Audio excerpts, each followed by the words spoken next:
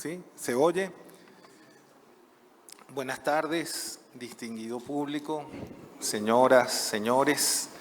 Vamos a dar inicio a esta mesa titulada Encuentros y transferencias actuales entre el español y las lenguas originarias americanas. Un diálogo constructivo. Diversos ponentes de Perú, México, Paraguay y Venezuela haremos uso de la palabra mediante ponencias cortas enfocadas en este tema de las lenguas indígenas. Para mí ha sido una sorpresa que en muchos de los discursos inaugurales de este 10º Congreso Internacional de la Lengua Española no se hayan mencionado ni a las lenguas ni a los pueblos indígenas, ni del pasado ni del presente. He escuchado frases como que la lengua española creó al Perú, o el Perú se hizo grande por las lenguas españolas. Por supuesto, no podía entender esa frase, porque si bien el español contribuyó, se enraizó, en el caso del Perú, en tradiciones milenarias. Además, aquí en el Perú, igual que como conversábamos ahora, en Bolivia, Ecuador, en partes de Argentina, del norte de Chile, incluso del sur de Colombia, se habla el quechua en sus diversas variedades, que es la lengua indígena con mayor número de hablantes en América Latina. Entonces, América Latina sería incomprensible sin los pueblos y lenguas indígenas.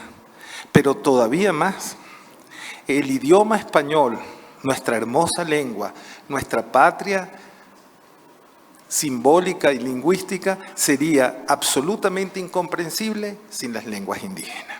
Entonces, creo que este es un espacio hermoso para hablar de las lenguas indígenas, de los aportes de las lenguas y de los pueblos indígenas a las culturas latinoamericanas y a la cultura humana en general. Sin más, por el tiempo, declaro abierta esta mesa de trabajo. Muy bien, buenas tardes. Queremos en primer lugar saludar al doctor Horacio Biort, que está con nosotros, al doctor Patrick Johansson, al lado derecho, y también al doctor José Zanardini. Vamos a, en primer lugar, coordinar este panel, encuentros y transferencias actuales entre el español y las lenguas originarias americanas, un diálogo constructivo. En primer lugar, vamos a presentar al doctor Patrick Johansson. Él es doctor en letras por la Universidad de París, Sorbona, investigador del Instituto de Investigaciones Históricas, profesor de literatura prehispánica en la Facultad de Filosofía y Letras de la UNAM, catedrático titular del Seminario de Lengua y Cultura de la Universidad de Colima, profesor invitado de la Universidad de las Américas, Puebla, es investigador emérito del Sistema Nacional de Investigadores y miembro de número de la Academia Mexicana de la Lengua y miembro correspondiente de la Real Academia Española. También es miembro honorario de la Asociación de Escritores en Lenguas Indígenas de México y autor de una serie de publicaciones en relación a las lenguas americanas. Entonces recibimos al doctor Patrick Johansson. Adelante. Muchas gracias. Muy buenas tardes. El estrecho contacto que mantuvieron el español y el náhuatl a lo largo de 500 años, tanto en el trato prosaicamente cotidiano como en los más variados ámbitos culturales, dejó huellas profundas en la lengua ibérica hablada en México, así como en la lengua nativa que la alteró en el sentido etimológico del verbo y le confirió una alteridad expresiva. Pasados los malentendidos y quid pro quo inevitables en los primeros balbuceos de una comunicación intercultural precaria, con el tiempo numerosos vocablos autóctonos hispanizados, es decir, adaptados al oído y la pronunciación españoles, se integraron a la lexia de su lengua. Algunos géneros frásticos propiamente indígenas se fundieron en la lengua de Cervantes y la fluidez prosódica característica del náhuatl permeó las variantes regionales de la dicción peninsular, forjando de esta manera un español propiamente mexicano. La lengua patria de México, como la llamó Cecilio Robelo, quien advertía, está mal, me voy para atrás.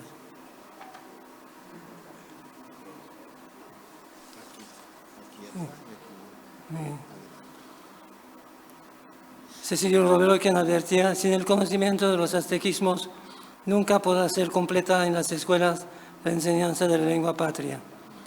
Un ejemplo de esta lengua patria en un contexto informal de interlocución podría ser el que figura en la portada de mi manual, Los indigenismos en el español de México. El achichincle de mi tocayo se llevó como itacate unos molotitos en un chiquihuite.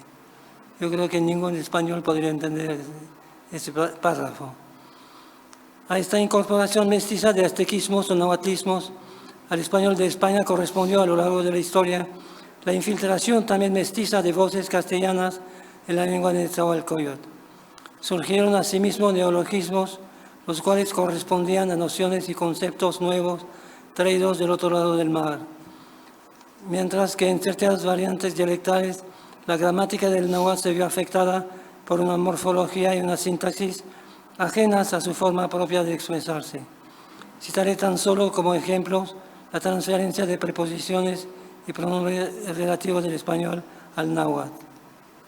Tlen, ¿qué? Pero interrogativo en náhuatl se usa ahora como una especie de joker, como un equivalente del pronombre relativo ¿qué? Setlamantli, tlen nicasic, una de las cosas que encontré, escribió el poeta Nazario Hernández en El despertar de otras lenguas. San tlen nehuatl ni yecoba, tlen nehuatl ni machilía, solo lo que yo imagino, lo que yo sé. Tlen se usa también como la preposición de, intlactol tlen tlapolojque, la palabra de los vencidos. Quenechico en tequillo, tlen eimahuistic tlaca, reúne las obras de tres grandes hombres. Tlen significando para. Nikan nictictemo yanco y gochtli, tlen totlatolguan. Aquí buscamos un nuevo camino para nuestras lenguas. Asimismo, la polisíntesis propia del náhuatl se vio reemplazada por formas calcadas del español. Por ejemplo, nitlacuasnequi se fragmenta en nicnequi nitlacuas, palabra que se volvió frase. Nitequititiu, el verbo trabajar, con un sufijo direccional, es generalmente sustituido por la forma progresiva niao nitequitis, voy a trabajar. El despertar de las lenguas originarias se hace en la mayoría de las variantes dialectales con cambios en la morfología y en la sintaxis que propician nuevas maneras de hablar, de pensar y de ser. Saliendo del ámbito indígena, hoy en día, a la lengua patria mexicana, es decir, el español forrado de indigenismos, se opone un despertar de las lenguas maternas y se observa el afán identitario sincero o político de exhumar una cultura sepultada en una inexorable preterición. Cito a Alfonso Reyes, amortajado su cuerpo en el sudario de sus lenguas, para que perdure el espíritu y se alce de la tumba.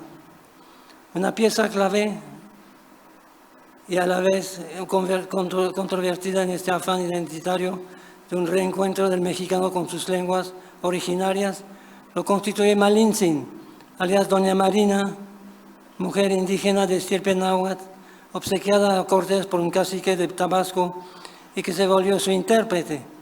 Malintzin hablaba náhuatl, maya y pronto hablaría español, siendo el primer puente lingüístico entre el español y el náhuatl. Su nombre llegó a ser uno de los primeros nahuatlismos de la historia de México, al ser integrado por Moctezuma al sintagma nominal posesivo mediante el cual el Tlactoani mexica se refería a Cortés. Iluiloc, Ixpantiloc, Maxtiloc, Nonotzaloc, Caquitiloc, Iyolo, Itlantlalilok, Ilmotecuzoma, Sesihuat Nicantitlaca, Quinahualhuicac, Hualnahualtlactoltía y Tocamalintzin.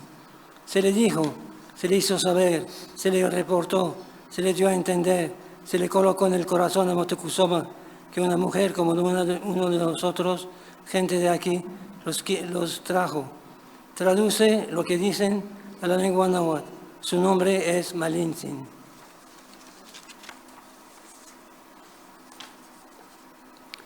Los términos empleados que empleó Moctezuma, Quinahualhuicac, los trajo, igual náhuatl Tlactoltía, viene traduciendo al náhuatl, mediante el morfema de introversión igual, vinculaban la traducción con el hecho de traer a los extranjeros y el sintagma Nicantitlaca, uno de nosotros, la gente de aquí, con una traición.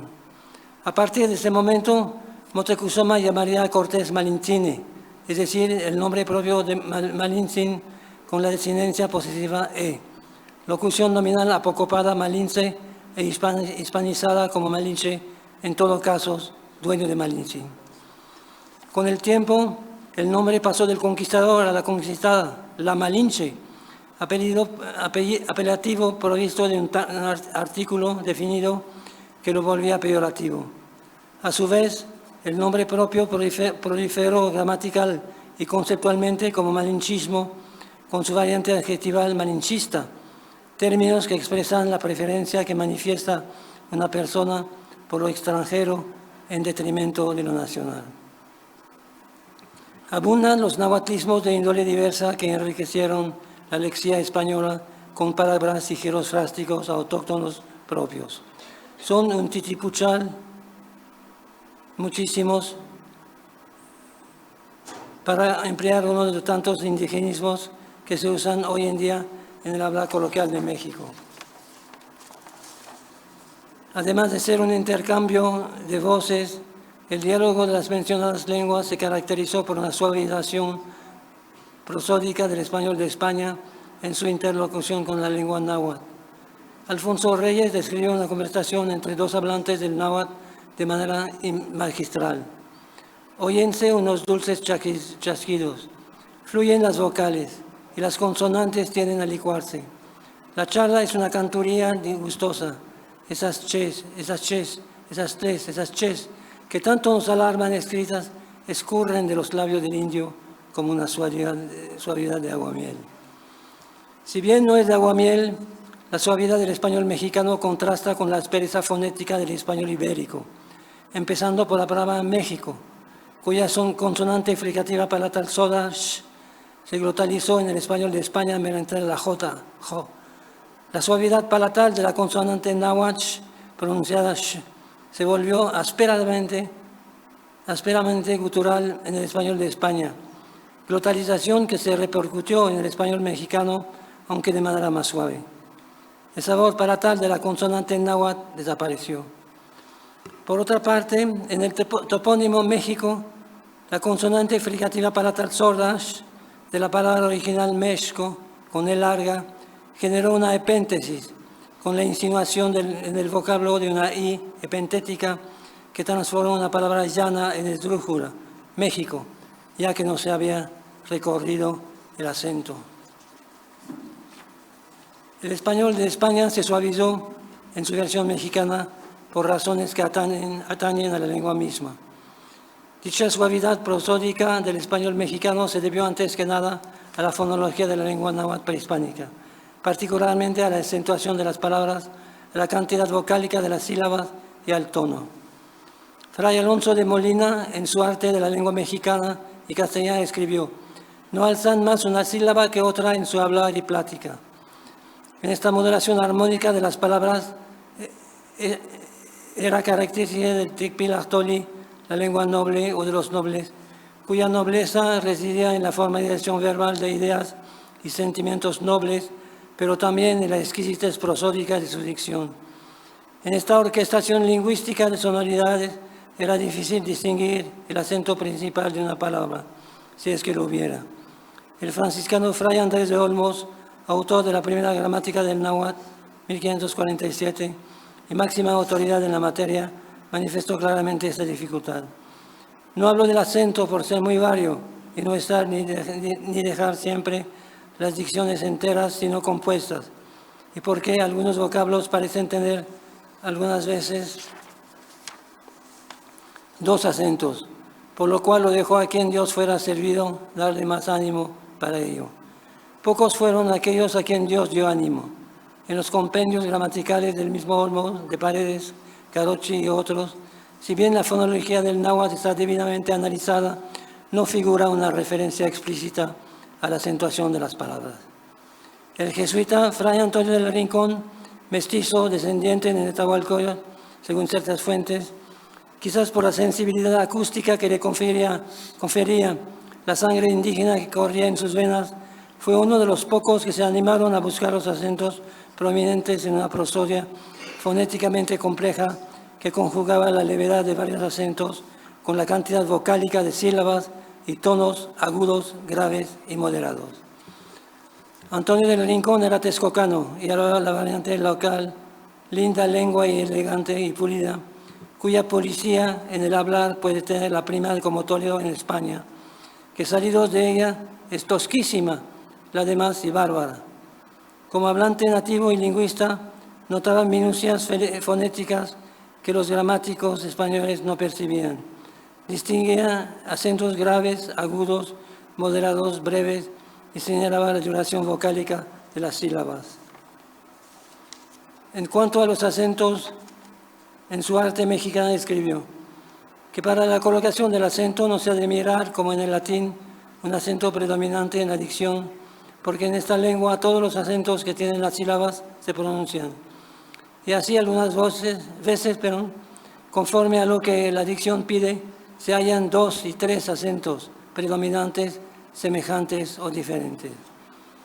La dificultad para detectar el acento principal de una palabra náhuatl en tiempos coloniales tempranos se debió al hecho de que el acento o los acentos eran leves, que existían tonos prosódicos distintos y que la longitud de ciertas vocales representaba una cierta forma de insistencia, sin que se intensificara la voz. En la dicción indígena, las vocales largas eran a veces muy largas, por lo que podrían haber sido percibidas como un acento prominente. Hoy existe en México un debate en torno a la pronunciación aguda de los topónimos Teotihuacán, Tenochtitlán, Coyoacán, etc., las cuales deberían de pronunciarse, según algunos, con una acentuación llana. Sin embargo, si bien su pronunciación no era aguda, las palabras Tenochtitlán, Coyoacán, Teotihuacán, Tehuacán, tenían una última sílaba con una vocal larga que complementaba prosódicamente uno o varios acentos tónicos leves, cualquiera que fuera su posición en la palabra. Un descenso tonal grave matizaba además la pronunciación de la última sílaba. Dichas palabras se volvieron agudas durante el periodo colonial, probablemente por el hecho de que él o los acentos siendo leves, la vocal larga y grave de la última sílaba fue percibida por los españoles como acentual, generando su pronunciación aguda, Tenochtitlán, Coyoacán, Teotihuacán, Tehuacán. A su vez, bajo la influencia del castellano, la acentuación del náhuatl dejó de ser plural y leve para volverse única y llana, con una desaparición paulatina del criterio fonológico distintivo de cantidad vocálica en la mayoría de sus variantes dialectales. Como conclusión, según lo escribió Alfonso Reyes, la epopeya indígena corre como un río subterráneo bajo los siglos de la dominación española. Parte integrante de esta epopeya, la lengua náhuatl sigue corriendo en el subsuelo cultural de México. Una forma de reconquista pacífica será preservar su manantial. Muchas gracias.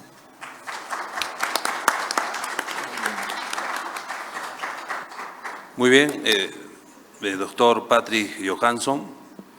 Vamos a continuar con esta mesa de trabajo. Presentamos al doctor José Zanardini, de origen italiano, y está radicado hace muchísimos años en Paraguay. Seguro vamos a escuchar el tema sobre el guaraní. El profesor Zanardini es docente de Antropología Social en la Universidad Católica de Asunción. Es director del Centro de Estudios Antropológicos de la Universidad Católica de Asunción. Ha creado varias escuelas para los pobladores en el Chaco. El año 2000 recibió el Premio Internacional por la Paz, otorgado por el gobierno de la región lombarda en Italia. Presentamos al doctor José Zanardini. Adelante.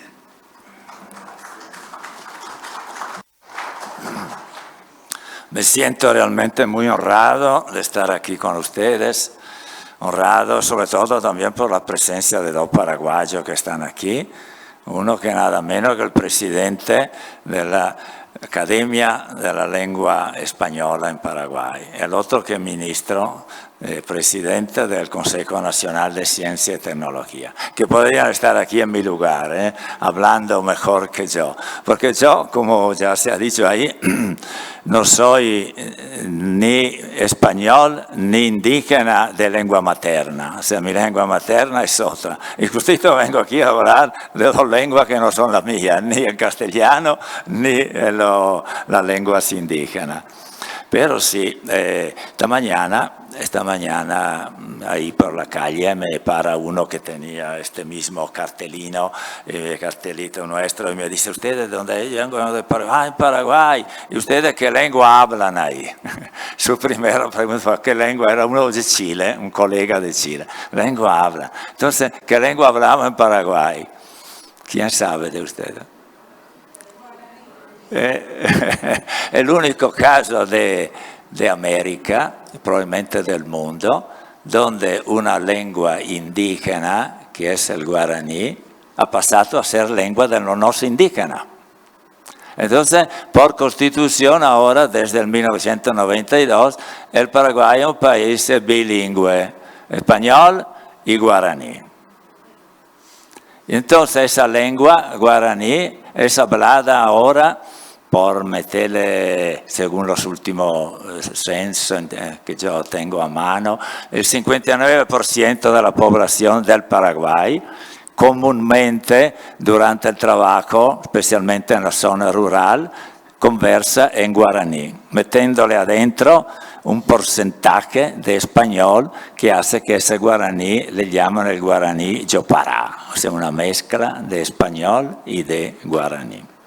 Un 35% solo habla el castellano, pero todos deben estudiar ahora el guaraní como lengua oficial desde la reforma, desde la Constitución del 1992.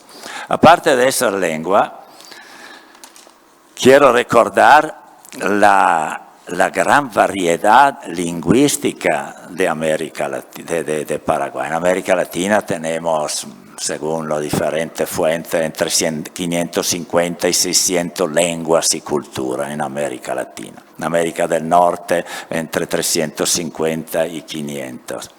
De esos, son 40-50 millones de latinoamericanos que hablan esas lenguas. Imagínense qué fuerza. Y nosotros a veces en Ñambotaví, como decimos en guaraní, no le hacemos caso, no le damos relevancia. Quiero yo mencionar por lo menos las 19 lenguas habladas actualmente en el Paraguay. Que dirán, ¿para qué viene a contarnos esto que nadie se va a acordar? No, lo vamos a recordar porque el sueno queda se va, el sueno son ondas que se van y no sabemos a dónde llegan. Hay 5 familias lingüísticas, imagínate qué variedad de lengua y qué riqueza cada lengua, es una biblioteca, es una fuente de energía, de conocimiento, de fuerza. 5, la familia lingüística Samuco, que tiene esos 3 pueblos y lenguas y cultura, los Chamacoco y Xir, los Ayoreo y los Tomarajo. La lengua Mataco todas son lengua chaqueña. Eso del Chaco paraguayo es la región occidental a oeste del río Paraguay, que divide el Paraguay en oeste y este. El Chaco es lo que está también al lindero al norte, tiene el lindero Bolivia, y al sur tiene el lindero Paraguay. Segunda familia lingüística, Mataco, tiene los Macá, los Manjuy y los Nivaclé. La familia lingüística Guaycurú tiene una sola lengua cultura, que es Com. La familia lingüística Mascoy tiene los Enflet, Enxet, Enenflet, Guaná, Sanapaná y Angaité. Y finalmente hay una familia lingüística llamada Guaraní, pero que no hablan el guaraní de los paraguayos, el guaraní mestizo, el guaraní yopará, que tiene 6 lenguas de la familia lingüística guaraní actualmente en Paraguay, los que están en la región oriental, los paita viterá, los aché, los mbuyá, los sabá guaraní. Y en el Chaco también hay 2 grupos que han migrado en momentos históricos, que son los ñandeva y los llamados así guaraní occidental. En total son 19 lenguas, 19 culturas.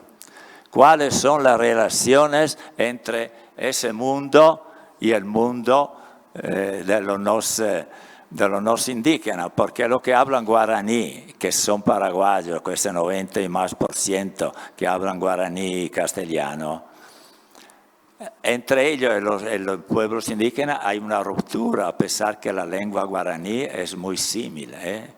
Es muy similar el guaraní del paraguayo, yopará y las otras. Son lenguas diferentes, como el castellano, el portugués, el italiano, lengua que viene de la misma raíz. Ese pueblo guaraní, ustedes lo tienen también aquí en Perú. ¿Hay alguien de Perú aquí? Nadie. ¿Conoce si hay pueblo guaraní aquí? Te lo digo yo ahora. Omaguá, ¿escuchaste hablar? Están por la región de Loreto. Son una familia lingüística guaraní. Están en la región de Loreto. Y también por otro río ahí, otro que se llaman Cucamá. También son guaraní, familia lingüística guaraní. Es una de las familias lingüísticas más numerosas de América Latina, son los guaraní. Por lo menos 50 pueblos indígenas aquí de América, de los 550 que tenemos, son de la familia lingüística guaraní. 50 lenguas y culturas diferentes que han migrado desde la Amazonía al norte, al sur, hasta llegar a la Argentina. Bueno, ¿por qué le digo todo eso? Primero, porque existen. Y segundo, porque a mí me pusieron tan curiosos. Yo soy antropólogo, ¿verdad? Me pusieron tan curioso cuando era joven, hace 40 años, de conocer desde adentro este mundo. ¿Cuáles son la filosofía de vida, los valores? Porque todos decían, son pueblos inferiores, hay que ir a enseñarle esto, enseñarle aquello, hay que educarle, civilizarle, etcétera, etcétera, etcétera. Digo, pero es posible eso. Me fui a vivir con ellos varios años.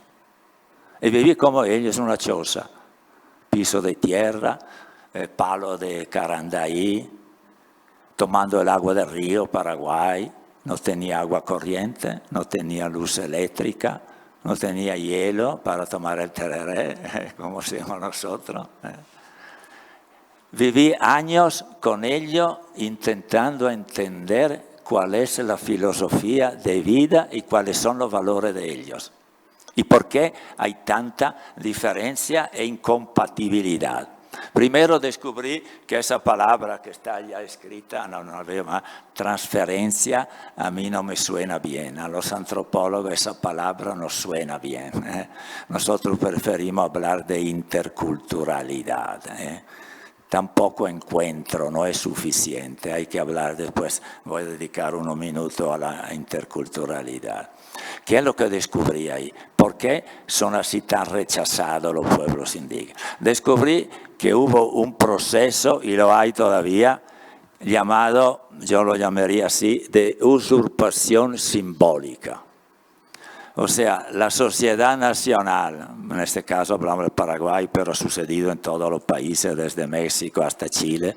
La usurpación simbólica ha hecho que la cultura dominante tomara los símbolos de los pueblos indígenas y lo usurpó, vaciándolo de su contenido y dándole otro contenido. Por ejemplo, la madre tierra. La madre tierra para los pueblos indígenas de la selva, y no solo de ellos, es un ser sagrado. La madre tierra es una divinidad. Ñandesi, decimos en guaraní.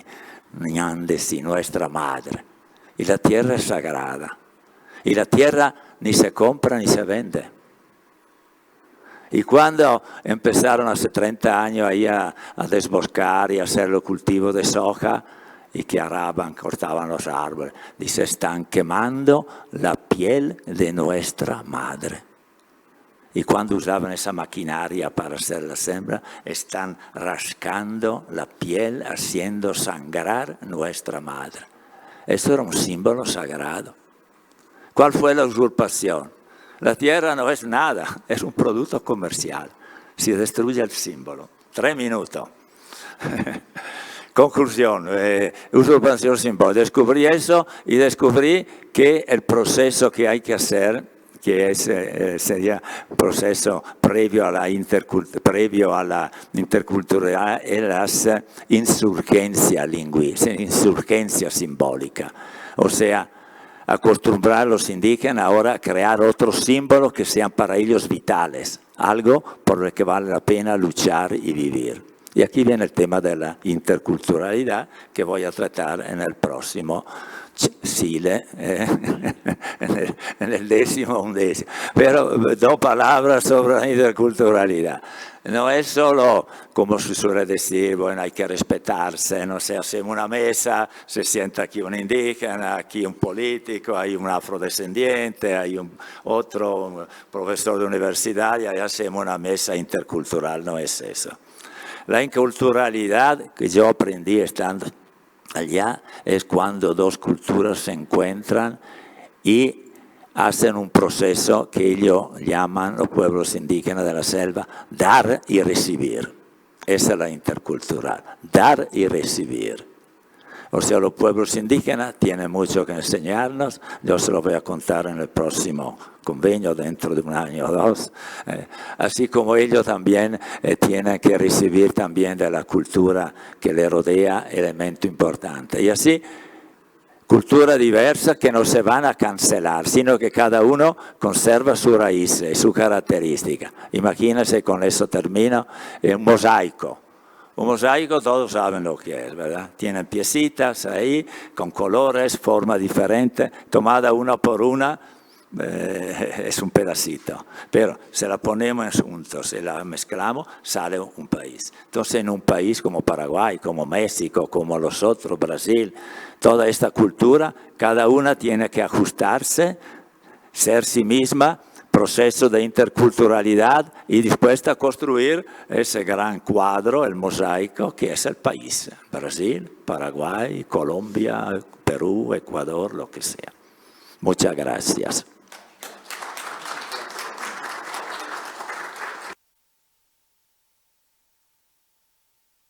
Bien, continuamos con la ponencia del coordinador, ilustre coordinador de nuestra mesa, el doctor Dante Cayo Cuno, quien es bachiller y licenciado en Literatura y Lingüística, con estudios de especialización en Lengua y Literatura Española en Madrid, becario de la AESI, de la Agencia Española de Cooperación Internacional, magíster en Educación Superior por la Universidad Nacional de San Agustín, doctor en Lingüística por la Universidad Nacional Mayor de San Marcos, profesor titular de Sociolingüística de la Universidad Nacional de San Agustín, aquí en Arequipa, investigador de Presea y miembro de comité científico de diferentes eventos. Fue director de la unidad de posgrado y decano de la Facultad de Filosofía y Humanidades de la Universidad Nacional de San Agustín.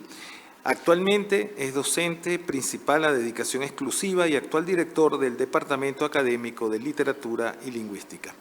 Sus investigaciones se centran en torno a la gramática española y las influencias del español en las lenguas amerindias.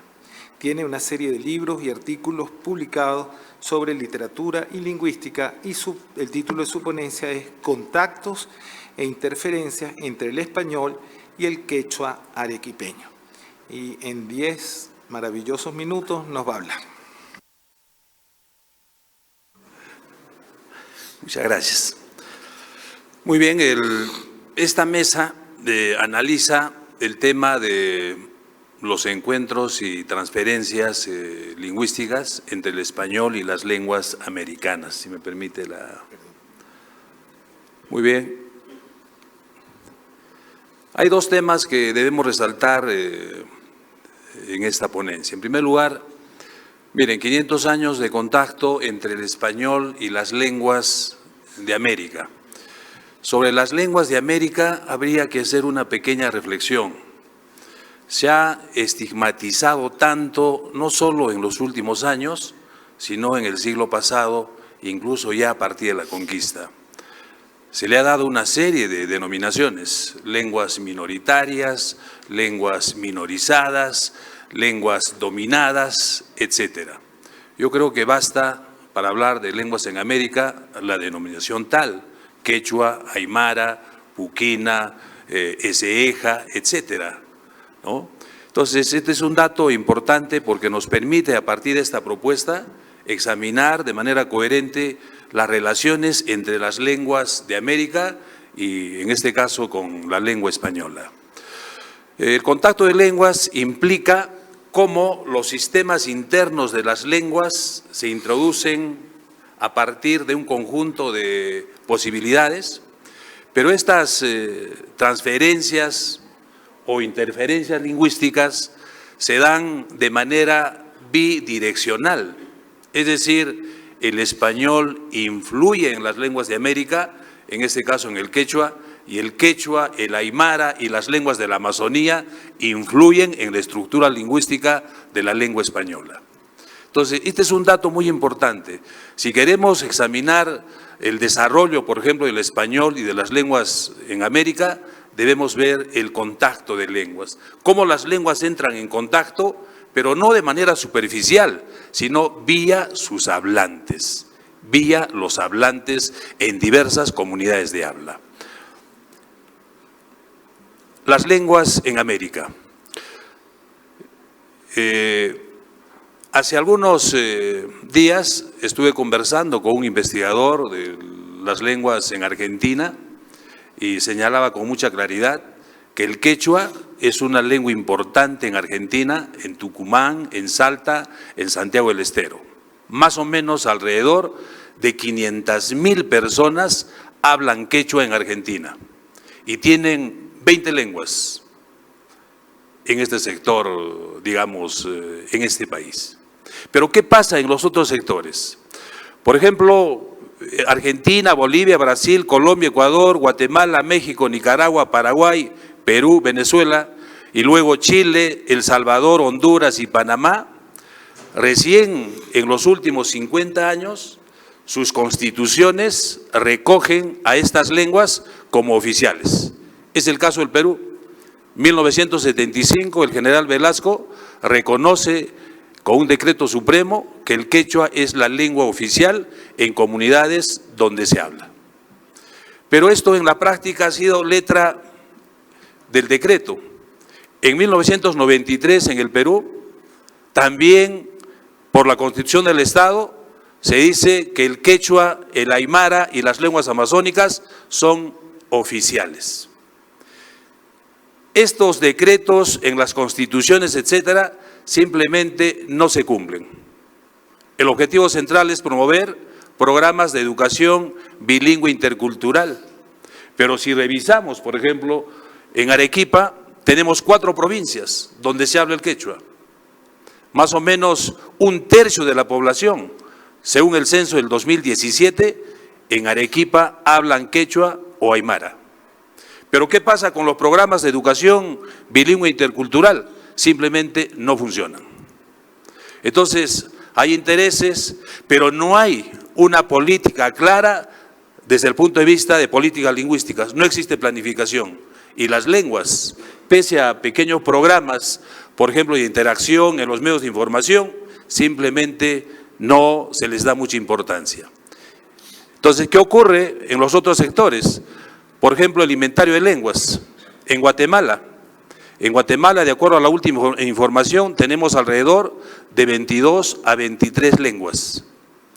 En Colombia, cuando es un país que la población indígena constituye únicamente el 1.7% de la población, tenemos entre 64 y 68 idiomas completamente diferentes.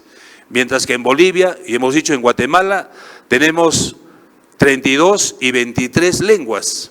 En el Brasil, este es un dato, por ejemplo, que también manejan los lingüistas y sociolingüistas, y aquí hay una pregunta, ¿no? ¿Cómo puede ser posible que en el Brasil existe más de 170 lenguas cuando la población indígena no supera el 1% de la población? Entonces, yo creo que el contacto de lenguas, en este caso el español y las lenguas de América, viene creando una serie de fenómenos lingüísticos en la estructura inmanente y trascendente de las lenguas. Veamos lo que ocurre en el país con el censo del 2017. El español es la lengua principal, es la lengua dominante. Según el censo del 2017, en el Perú tenemos alrededor de 22 millones de hablantes. Y en el caso del quechua, 3.700.000. Es la segunda lengua más hablada. El aymara, 444.000. Otra lengua nativa, 210.000. Otro tipo de lengua, 83.000. Lenguas extranjeras o idioma extranjero, 48.000. Entonces aquí podemos observar que miren, casi un tercio, el 15 o 16% de la población tiene como lengua materna el quechua. Y en Arequipa también un tercio de la población habla quechua. Estos datos deben permitirnos examinar cuáles son las relaciones de integración, de transferencias lingüísticas, gramaticales, fonológicas, léxicas entre el español y el quechua.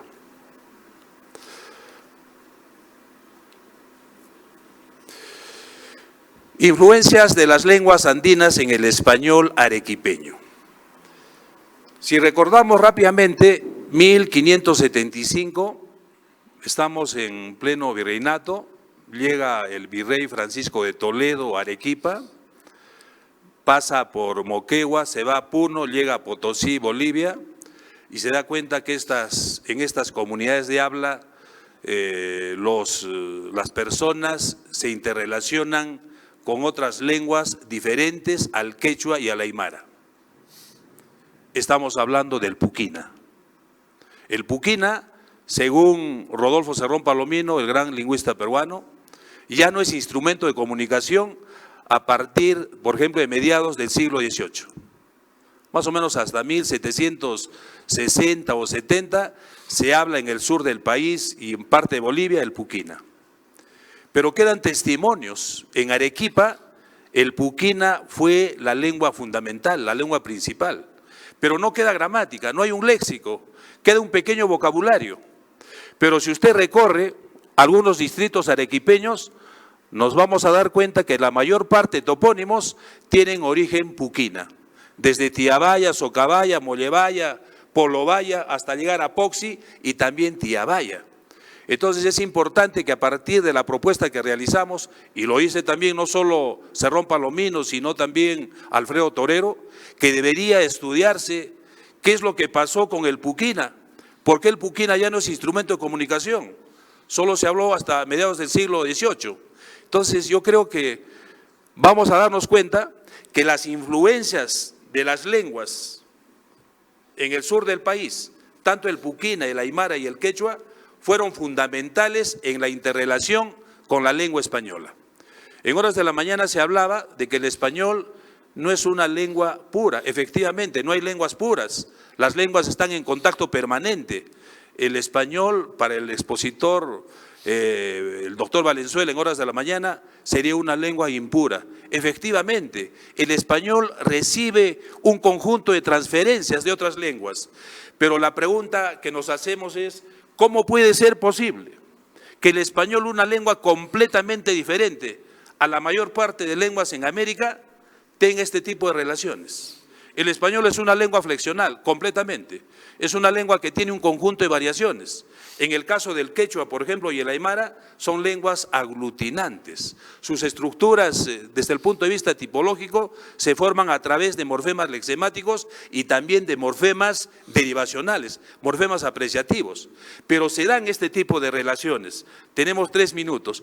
Miren, el gran maestro Carpio Muñoz ha presentado el 2012, y quiero rendir mi homenaje, en un diccionario de arequipeñismos. Él señala que el habla de Arequipa está totalmente influenciada por vocablos aymaras y quechuas. Entonces, si nosotros revisamos desde el punto de vista sociolingüístico, las lenguas a través del tiempo varían. Es muy difícil llegar al cambio lingüístico. ¿Qué es lo que varía en la estructura de las lenguas? Fundamentalmente el léxico. El léxico, algunos rasgos en el campo de la fonética y fonología, pero vamos a encontrarnos, por ejemplo, en Arequipa, que hay variaciones en su estructura morfológica, no solo en el español, sino también en el quechua. Veamos algunos vocablos aymaras que se usan convencionalmente en el habla de Arequipa, por ejemplo, apacheta, chachani, para ver el volcán que serpentea la campiña, entre comillas, primaveral de Arequipa, chocollo, chocollo se usa en Arequipa, y la mayor parte de este auditorio sabe qué significa, y también chapi, chuño, chulla, etcétera. Entonces, en el español arequipeño tenemos voces aymaras, pero también tenemos voces quechuas, que los hablantes de esta comunidad lo utilizan con mucha frecuencia. El poeta arequipeño Alonso Ruiz Rosas decía, ojalá que en Arequipa sigamos utilizando estas palabras, achachao, achicao, alalao, añañao, ¿no? Cala, calato, chacha, huasca. Entonces, si hacemos una revisión, prácticamente el léxico arequipeño está lleno de voces aymaras y de voces quechuas que debería estudiarse con exhaustividad. Nosotros hace algunos años presentamos un trabajo de investigación en San Marcos para ver cuáles son las influencias del español en el quechua del sur del país. Voy a mostrar solo 2 datos, porque esto se va a leer en las actas de la Real Academia de la Lengua Española. Miren, el español en su morfología, en la estructura interna de las palabras, tiene 2 morfemas analíticos, morfema de género y el morfema de número. Generalmente el morfema de género, para marcar el masculino, es el morfo O, generalmente, y para marcar el femenino es el morfo A.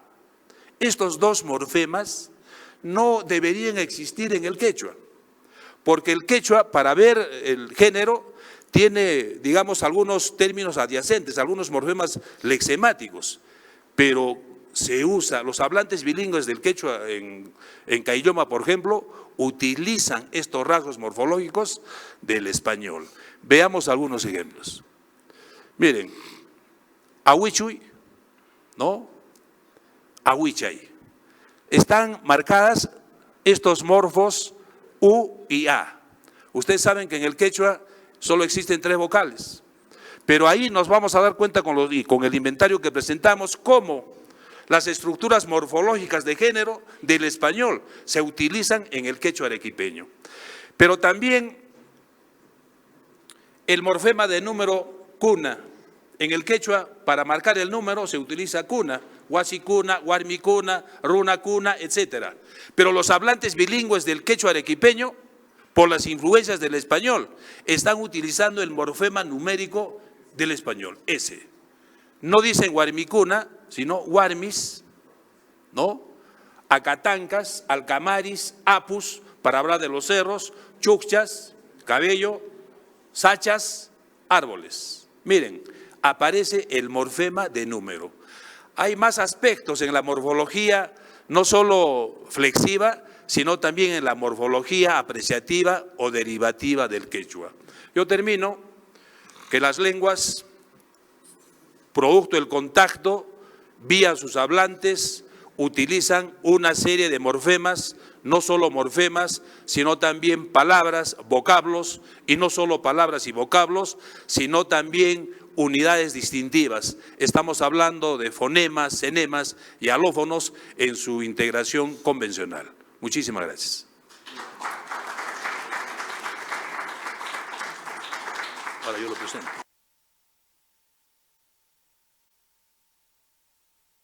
Bien, vamos a continuar. Está con nosotros el doctor Horacio Bior Castillo, licenciado en Letras, magíster en Historia de las Américas y doctor en Historia por la Universidad Católica Andrés Bello, donde también ejerce la docencia. Es investigador titular del Centro de Antropología del Instituto Venezolano de Investigaciones Científicas. Es actual presidente de la Academia Venezolana de la Lengua, ¿no? Tiene un conjunto de investigaciones sobre sociolingüística, etnicidad, políticas públicas. También es poeta y narrador. Presentamos al doctor Horacio Bior Castillo con el tema Lenguas indígenas de Venezuela frente a las TICs y la inteligencia artificial. Adelante. Muchas gracias.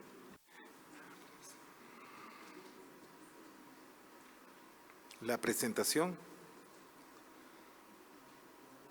Ya va, vamos a esperar. No me cuenten los minutos.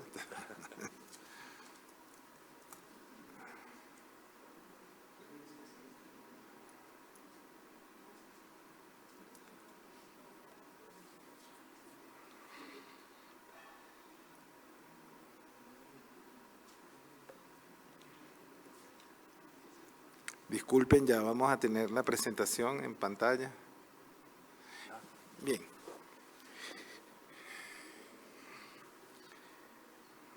Trataré de hablar lo más rápido posible para poder cumplir con los 10 minutos. El título de esta ponencia es Lenguas indígenas de Venezuela frente a las tecnologías de la información y la comunicación y la inteligencia artificial. El objetivo de mi ponencia es discutir la relevancia de las TICs y la inteligencia artificial para la descripción y fortalecimiento de las lenguas indígenas en Venezuela. Una pregunta que va a estar presente durante toda la exposición es si hay una oposición entre oralidad y escritura en las actividades de fortalecimiento de las lenguas indígenas. En otras palabras, si una lengua se debe fortalecer solo o principalmente a través de la escritura. ¿Es más importante la escritura acaso que la oralidad? Un panorama breve de las lenguas indígenas en Venezuela. Se hablan alrededor de 34 idiomas. Esos 34 idiomas, sin embargo, se clasifican en unas 6 familias lingüísticas. Hay lenguas no clasificadas, generalmente llamadas independientes, y también hay idiomas extintos. Quiero subrayar esto porque desde hace varios años están ocurriendo complejos procesos de etnogénesis y recuperación de los idiomas desaparecidos. Es decir, se ha estado dando un reaprendizaje de lenguas extintas. Y esto es un fenómeno bien interesante que no solamente ocurre en Venezuela, pero en Venezuela tenemos varios casos. Esto es una idea, para que tengan una idea de la distribución de las lenguas indígenas. Los colores de las lenguas van de acuerdo a la clasificación lingüística, pero bueno, sería muy largo explicarlo, pero es básicamente esta su distribución. Debo señalar que en el extremo nororiental de Venezuela hay una mancha morada y una mancha marrón. Esas son lenguas extintas o semiextintas cuyos hablantes están en proceso de recuperarlos. Aquí tenemos unos datos que nos pueden dar una idea aproximada del número de hablantes de las lenguas, porque no podemos asumir que los hablantes de las lenguas indígenas son los mismos que se reconocen como pertenecientes a la lengua indígena, porque no siempre los miembros de un pueblo indígena, lamentablemente, hablan su idioma ancestral. Estos datos, sin embargo, son datos viejos, porque en Venezuela las autoridades no han publicado los datos referidos a los dos últimos censos, y esto es el censo de 1992. Pero nos puede dar una idea aproximada. En Venezuela, en el año 1979, se decretó una modalidad educativa denominada Educación Intercultural Bilingüe para pueblos indígenas. Y se pensó que esta era la estrategia fundamental para el fortalecimiento de los idiomas indígenas, es decir, la escolarización de los idiomas. En esta tabla, en la que no me puedo detener demasiado, hay algunas fechas que nos muestran los altibajos de ese proceso. Básicamente podemos decir que la educación intercultural bilingüe en Venezuela ha tenido un funcionamiento más bien nominal, como una etiqueta, que a los distintos gobiernos le ha servido para mostrar en escenarios internacionales que tiene programas diferenciados. No podemos decir que no haya habido acciones en este sentido, pero han sido limitadas, no sostenidas en el tiempo y que necesitan optimizarse.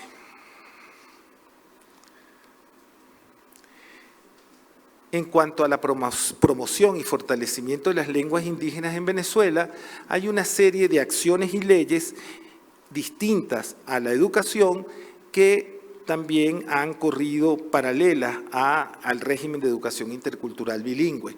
Entre ellas sobresale la oficialización de los idiomas indígenas en la Constitución de 1999 y la reciente creación del Instituto Nacional de Idiomas Indígenas contemplado en la Ley de Idiomas Indígenas. Sin embargo, de estas experiencias podemos mostrar un mayor énfasis en la escritura que en la descripción misma incluso de los idiomas o en la promoción del uso. Se han creado nichos lingüísticos y etnolingüísticos, como últimamente se le ha llamado, son espacios dedicados al aprendizaje del idioma y de la cultura del pueblo indígena respectivo. Ha sido una extraordinaria iniciativa, pero que sin embargo no ha sido tan bien implementada. Es decir, se ha confundido los nichos lingüísticos con los niveles iniciales de la educación, pensando que es una especie de preescolar indígena, cuando el nicho lingüístico no debe ser escolarizado y pueden participar en los nichos lingüísticos personas de cualquier edad, principalmente niños y jóvenes, pero personas de cualquier edad. La idea es que una persona de más edad, sea hombre o mujer, que hable a la perfección el idioma indígena, se reúna con los participantes y la regla general que debería ser inquebrantable es que todo lo que se hable sea en el idioma indígena para fomentar su uso. Lamentablemente, como digo, se ha escolarizado y eso es una distorsión del sentido de los nichos lingüísticos. Por otro lado, una investigación o evaluación que llevé a cabo en diversas escuelas indígenas mostró un uso escaso o nulo de las nuevas tecnologías de la información y la comunicación. Por ejemplo, el Ministerio de Educación en Venezuela hace unos 15 años, quizá un poquito menos, hizo un reparto extenso de pequeñas computadoras en las que, sin embargo, no se podía escribir en lenguas indígenas por diversas limitaciones, lo cual era algo absurdo. Si ibas a tener una computadora para uso escolar en escuelas indígenas, era necesario que hubiese programas que permitieran escribir en lenguas indígenas, principalmente por los diacríticos que usan ciertos idiomas indígenas. Ya para concluir, algunas prioridades que se le debe dar al fortalecimiento de las lenguas indígenas es la importancia, la necesidad, diría yo, de la formación de lingüistas y promotores lingüísticos nativos. Un lingüista que no sea nativo invertirá muchísimo tiempo en aprender el idioma. Un lingüista nativo tendrá ya tiempo ganado por el conocimiento de su propio idioma. Y la idea de los promotores lingüísticos en el indigenismo latinoamericano en los años 60 y 70 e incluso principios de los 80 existió la figura de promotores en las comunidades. Qué bueno que se retomara esta figura en las comunidades, que hubiera promotores del uso de la lengua. Hay que fomentar y ampliar los espacios sociales de uso de las lenguas indígenas. En el caso de Venezuela es necesarísimo una reorientación de los nichos lingüísticos y de la educación intercultural bilingüe, así como del Instituto Nacional de Idiomas Indígenas, que sigue teniendo más bien una orientación política y de divulgación limitada en contextos urbanos. Sigue siendo una gran prioridad el uso de las tecnologías de la información y la comunicación e incluso de la inteligencia artificial. ¿Por qué? Porque la inteligencia artificial puede ayudar a no solamente ampliar el uso, sino también a fomentar el aprendizaje de los idiomas indígenas. Con el profesor Cayo estaba hablando de la importancia, por ejemplo, de esa plataforma llamada Duolingo para el aprendizaje de idiomas extranjeros, que no hay lenguas indígenas latinoamericanas. Sí hay una o dos lenguas de los Estados Unidos, lenguas amerindias, pero que, bueno, por ejemplo, que una lengua tan importante como el quechua se pudiera aprender desde esa plataforma. Y ahí, digo, la inteligencia artificial puede jugar un papel fundamental. Finalmente, en Venezuela se le ha dado demasiado énfasis a la escritura en desmedro de la oralidad para fortalecer a los idiomas indígenas. Un poco uso, pues, de las tecnologías de la información y la inteligencia artificial. También hay que generar prestigio a las lenguas indígenas. Como bien decía el doctor Cayo, es necesario ver a los idiomas indígenas como lenguas completas en sí mismos y que pueden servir además para a los pueblos indígenas para la recuperación de sus recursos culturales, para la misma reproducción étnica y tener un papel fundamental en la etnogénesis. Finalmente, la interculturalidad, como decía el colega, debe ser un eje transversal, no solo de la educación, sino de todas las políticas sociales, de manera que se asuma como un valor fundamental de las sociedades. Muchísimas gracias por su atención. Muy bien, perfecto. Muchas gracias, doctor Horacio Biort. Vamos a pasar a la segunda etapa. Quienes quisieran opinar sobre encuentros y transferencias actuales entre el español y las lenguas originarias americanas, un diálogo constructivo. Adelante.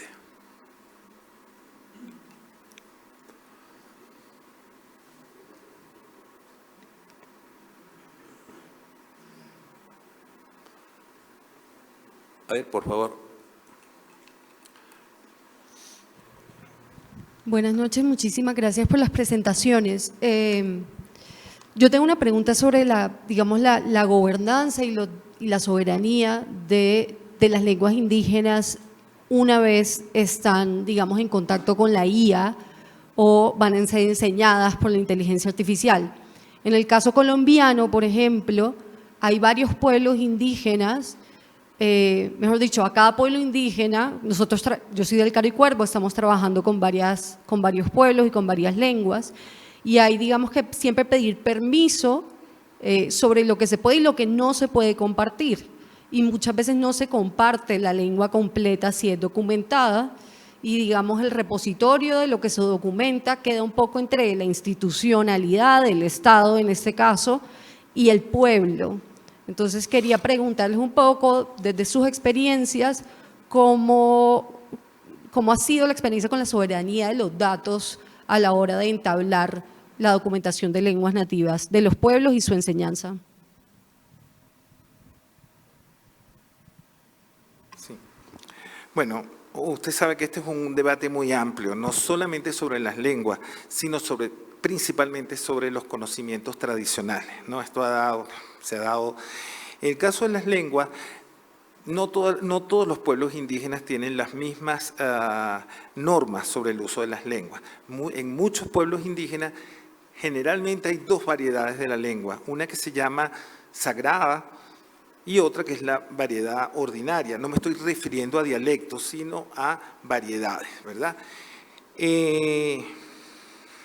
Yo creo que eso debe partir de diálogos con la comunidad, con acuerdos previos. Nunca será suficiente el tiempo previo que se invierta en llegar a acuerdos con las comunidades sobre esto. En mi experiencia, por lo general, las comunidades están interesadas en que se documente gran parte de sus recursos culturales, incluida la lengua, ¿no? Pero importantísimo, en llegar digamos, a consentimientos discutidos con las comunidades y no solo con organizaciones que mediatizan los intereses de las comunidades.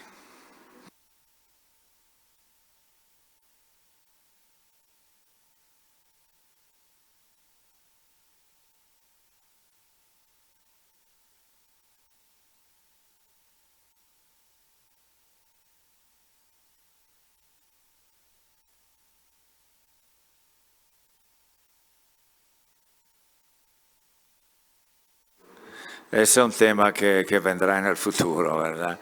Pero que sí, su interés en general, ellos, por lo menos cuando yo llegué ahí hace 40 años, que era solo oral, todavía no tenía escrito en la lengua yoreo, me dicen, nosotros queremos escribir nuestra lengua, como signo que lo escrito vale más que lo oral. En realidad no es cierto, pero eso. Y ahora lo mismo, que sean ellos que partan, como ya dijo el colega aquí, ¿verdad? La iniciativa siempre debe partir de ellos. Por siglos siempre han tenido que hacer lo que le decían a los dueños de ellos, ¿no? Ha llegado el momento que ellos realmente deben tomar sus decisiones y saben lo que quieren, lo saben. Saben perfectamente, tienen clara la película, saben lo que tienen, conocen sus valores y seguramente sabrán ellos dentro del mundo del futuro de la inteligencia artificial, sabrán si tienen la libertad y eso sí, los estados deben procurar dejarle esta libertad de opción para que realmente están conducidos por una sabiduría innata que nosotros ni siquiera sospechamos. Vean los problemas muchas veces mejor que nosotros que pasamos por mucha universidad del mundo. Ellos sin haber estudiado nada, pero tienen aquí adentro realmente la película de su futuro.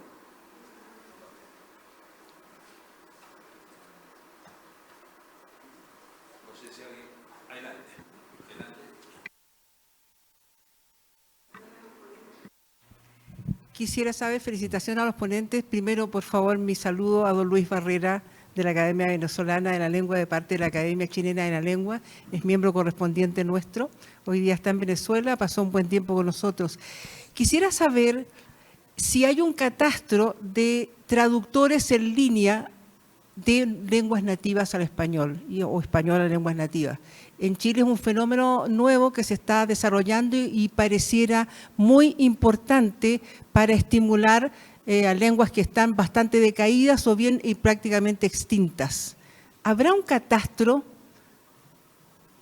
de traductores en línea de lenguas nativas nuestras, americanas? Bueno, no sé si logré escucharle bien, ¿verdad? Pero el doctor Cayo me ayudó un poco. En el caso de Venezuela no lo tenemos, ¿verdad? No tenemos ese catastro, ni siquiera, como dije, tenemos los datos actualizados, porque los datos que yo presenté ahí sobre lealtad lingüística provienen del censo de 1992, cuyos datos fueron publicados por el organismo competente de hacer los censos, ¿verdad? En el censo de 2001 y 2011 se hizo la misma pregunta. La pregunta era a los miembros de un pueblo indígena mayores de 5 años si hablaban o no el idioma de ese pueblo indígena, ¿verdad?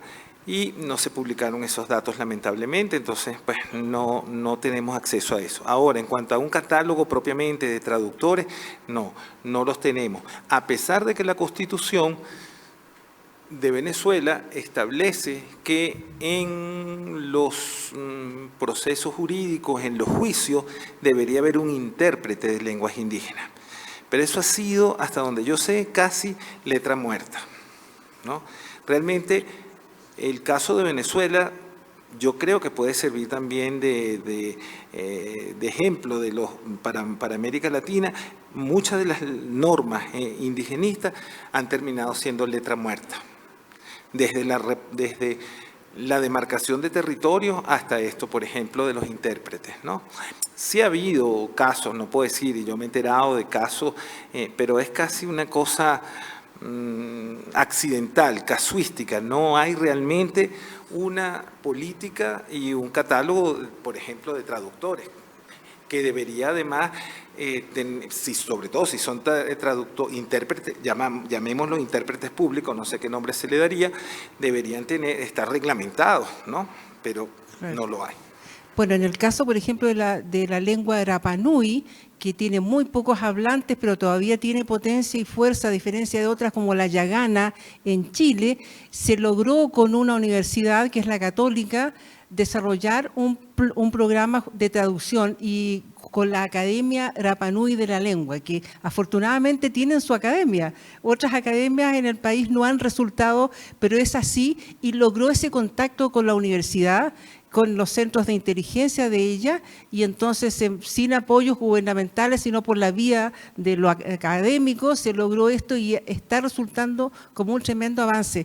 Por eso quizás pueden servir de alguna manera de ejemplo, de ayuda para otras lenguas de nuestro continente.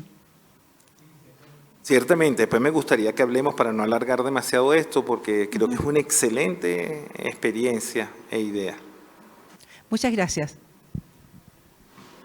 Miren, en el Perú, lamentablemente, tenemos que indicar más de 20 años de crisis política. No tenemos sistemas de planificación lingüística claramente establecida por el Estado. Aquí hay factores ideológicos incluso en contra de las lenguas como el quechua, lenguas de la Amazonía, el aymara, etcétera.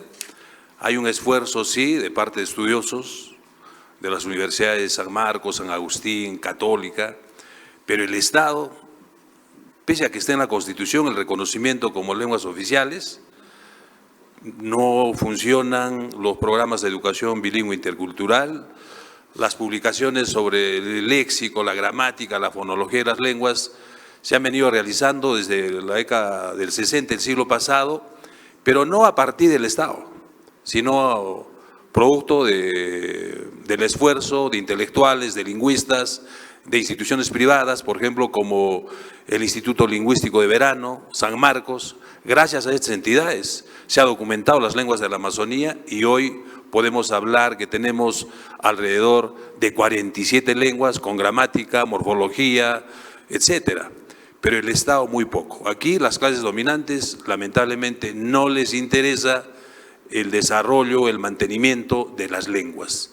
Entonces, es un llamado, como lo decía Torero y Cerrón Palomino. Es el momento, por ejemplo, desde Arequipa, debería estudiarse el puquina. Tenemos una escuela de lingüística, el quechua en la zona sur, el aymara en Puno y hasta llegar a Bolivia. Yo creo que hay mucho por hacer, faltan políticas lingüísticas precisas y también los sistemas de planificación en el campo de la educación. Un solo dato. Por ejemplo, ¿qué pasa con el aprendizaje del español, no solo como lengua extranjera?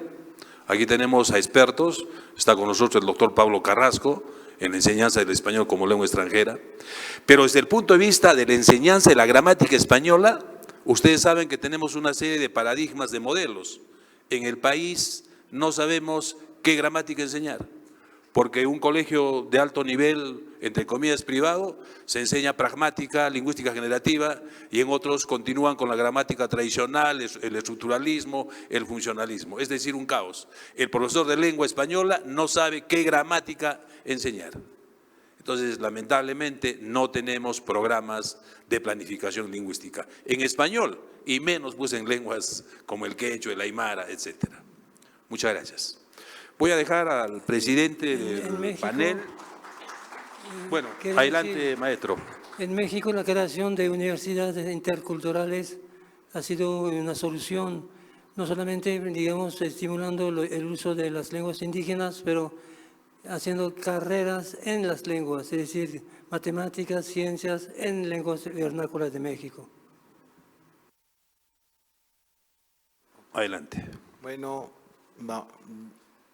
yo no diría que hemos concluido, sino que ha finalizado este momento, pero la investigación sobre las lenguas indígenas y su relación con el español, el papel del español como una especie de lengua puente hacia las lenguas indígenas y hacia las tecnologías, para la apropiación de tecnología, es un campo abierto. Como ha dicho el doctor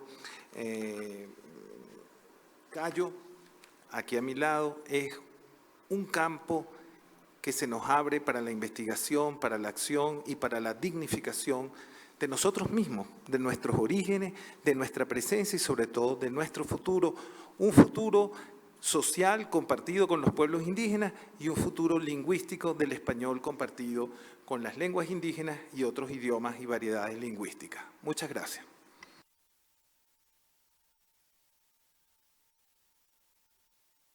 Vamos a agradecer al doctor Horacio Biort, al doctor Patrick Johansson, al doctor José Zanardini y a todos ustedes por su presencia. Muchísimas gracias.